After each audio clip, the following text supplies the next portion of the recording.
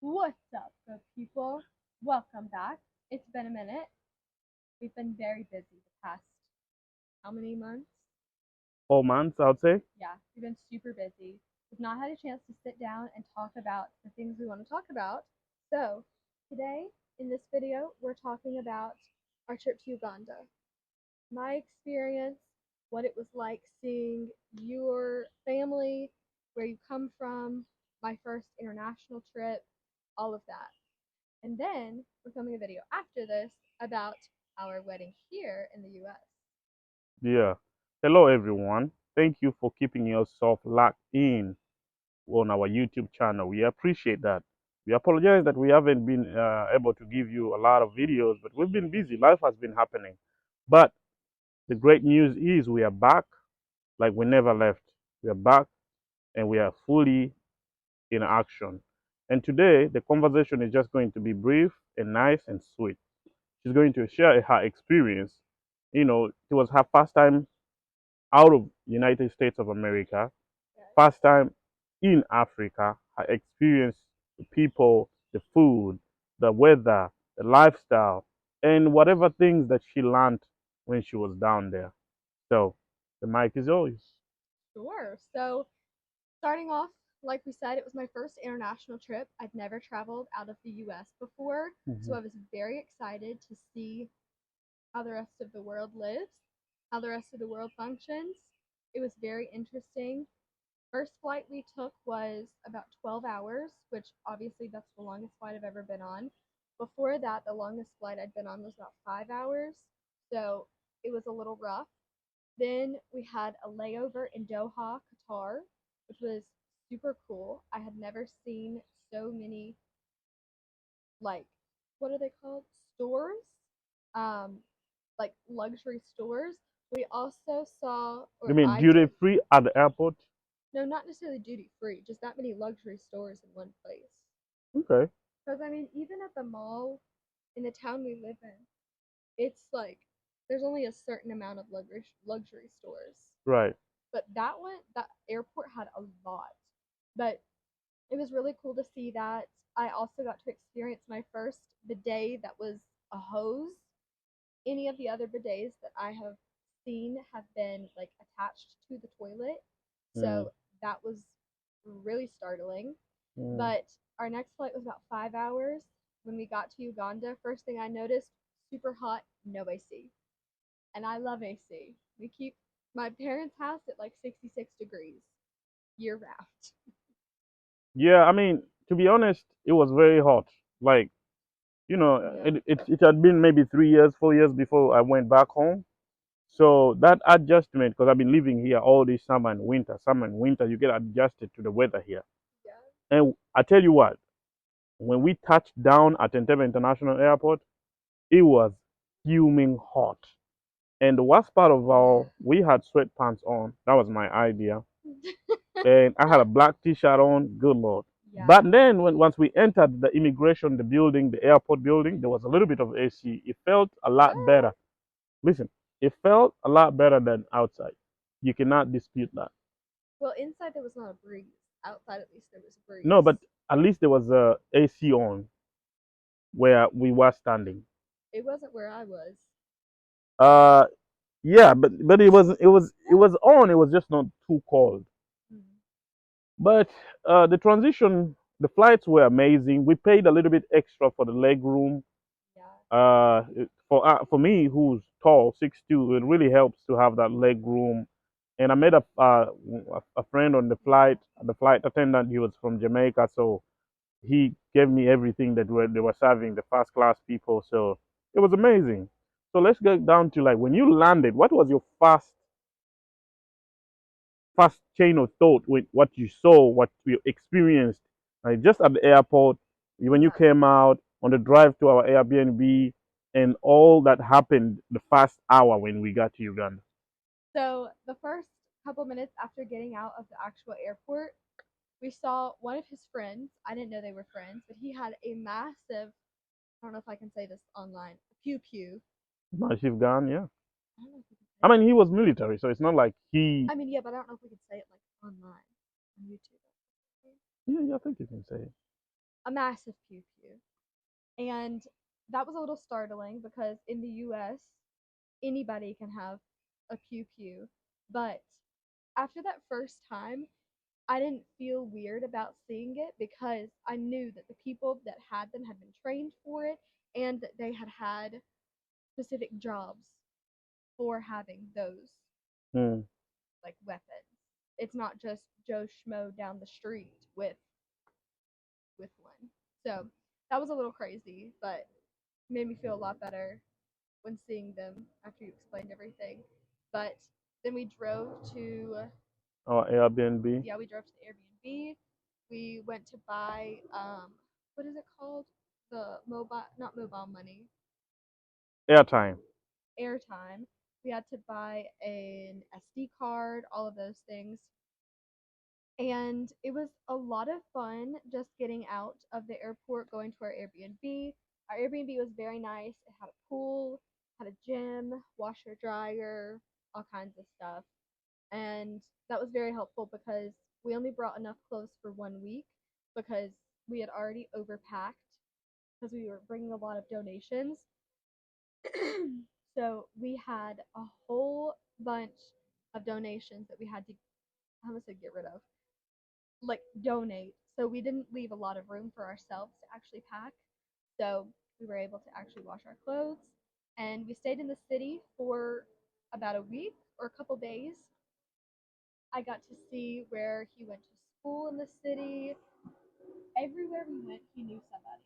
Literally everywhere. But when we got to the Airbnb, we just kind of hung out and we didn't do too much because we had just had a very long travel day, and so we just kind of went to dinner, hung out, rested. The next day I felt pretty good. The following day was when I really felt the jet lag. I was very, very tired, but I saw all of the places that he used to frequent. One of my favorite places was the little grocery store. It reminded me of a Harris Teeter if you're in the US or like the South. Uh, Yeah, the grocery store she's talking about is like a shopping mall, supermarket at a mall, Victoria Mall. yeah, Yeah, for those of you who don't know, I'm from Entebbe, so Entebbe is my city. So I showed her around everything that it was in the city, and she loved going to the mall to buy stuff from that little yeah, supermarket. yeah. But the city was a lot of fun. I liked going to the different restaurants. One thing that I also noticed that isn't really common in the US is that when you order your food, it takes at least 20 to 30 minutes for your food to come out. At first, I was a little surprised and a little concerned because in the US it comes out within 5 minutes Hmm. because everything's frozen or it's already cooked. They just have to plate it and put it out to you. But in Uganda, at least in Entebbe, they would cook it fresh for you, so it would take longer.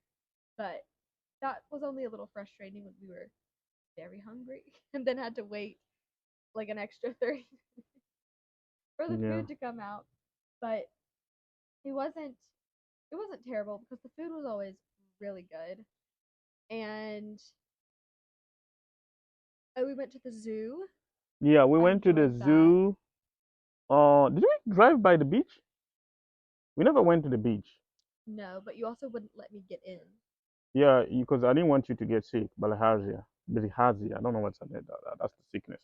Mm. But we did not have enough time, to be honest, to explore my city in details because Yeah, you gotta understand we were in Uganda for 16 days, but half of those days we spent them in the village, yeah, half of them we spent them in the city, but also a couple of days, like from US to Uganda, it takes 2 days to get there. So 2 days to come back, that's already 4 days. So yeah. 16 days is not really a lot of time. So which didn't give us time to be able to explore Entebbe more. So we will definitely end of this year. We are planning a trip. We'll come back to Uganda for purposefully just to explore. So we're not going to the Yes. village. So we'll just be on the road exploring, so she can see the different parts of the country. Or if we do go to the village, we're gonna fly from Entebbe to Arua. Yeah, it's only a 30 minutes flight, Yeah, and then we can rent a car from there, and we don't have to stay in the village for long. We'll be there maybe yeah, one night, and then the next day we drive back to Arua and then fly back to Entebbe. So Yeah. that's how we're gonna do it. We're gonna do it a little bit better because last time we went to the village, we drove. First of all, it's very expensive to drive in, Yeah. like, Ugandan fuel is very expensive. The gas in Uganda is very expensive. Yeah. We were driving a Toyota Land Cruiser, and we spent 700,000 on gas, on fuel, one way to go from Entebbe to Arua, and then another 700,000, even more because coming back we came through the park. Yeah. She's a U.S. citizen. She had to pay $120 just to drive through the park. I had to pay for the car because it's a big car. I had to pay 100,000 Ugandan shilling. I had to pay for my mom. I had to pay for me. So it was just too expensive cost wise Yeah. to take the car. I think it will be cost efficient if we fly and then rent from And Arua. also time efficient Oh because yeah, absolutely. driving to Arua, it took us a full day, and then driving back, it took us 2 days. Yeah, the roads are terrible. Uganda Yeah. government, please, if you're watching this, do something about the West Nile Road. There's the Yeah. road between Pakwachi to Arua, trash. It's Terrible. terrible. Like every time, it's fascinating. Like every time I go back home, the conditions are more worse than how I left them. I don't know. I just don't understand. It makes now. I was explaining to you this. This is why when we come in the diaspora and we enjoy the services, the roads, the hospitals, how the government takes care of its people, we don't feel like we want to go back and live in Uganda because of such things. Yeah. You can just feel how the government has really abandoned its citizens in terms of like the people who live in the village. When we went down to the village, the nearest hospital is like 5 miles away, And and it's not even like a it's full not hospital. a hospital, it's a health center. There's no medicine over there. If your person gets sick, people just die because there's no health. I don't want to go into details, but people know this. Yeah. But we'll have to do a part two for this show because Yeah. it's going to be lengthy, and then we will talk about her experience when she went to the village and how because it was in the rural area, there was no electricity, there was no running water, how she dealt with that. And matter of fact, that's where she did one of the videos. If you haven't followed her, go follow her on her TikTok. She made a video that was very viral. My aunt, I'm actually the one who was behind the camera. My aunt was plaiting or braiding her hair, and that video went viral. We managed to raise $6,000 from that video towards the project that we are working on, renovating the school in the village that I once went to. But her TikTok handle is, I don't know what it is right now because somebody hacked it. yeah, but follow me, and then from me you can see her. She always comments on my stuff and likes them, Yes. so you can. My TikTok handle is the untold underscore three. It's the same as the YouTube channel. But otherwise, we just wanted to hop on here, share her experience. uh, I'm glad her experience was really nice. She loved Uganda, I and did. we cannot wait to build a home there where we'll be living there in the winter and Yeah. living here in the summer. So we are very excited about the future. We're also very excited to grow our platform. Please, if you've not yet, subscribe to this channel and keep yourself locked in. Lock in. Peace and love. We out.